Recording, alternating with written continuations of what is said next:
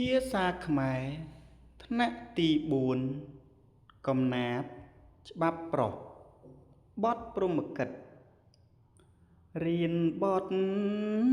រៀនបានចាំងកុំច្រឡំលើរៀមច្បងស្រដី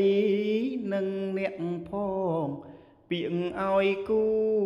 គុំឯងវើយអើអញដាញ់សាញ់ឆ្កងពីងពេជ្រគេស្រដីដើមឌីលឲ្យអបព្រៃស្រដីថាកូនឥតពូញចាំងទុំមិនប្រដៅជេរកូនចៅ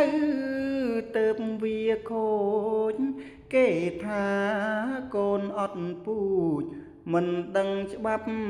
នឹងចាំងទុំគេឌីលដល់ម៉ែឪគេអាស្រូវ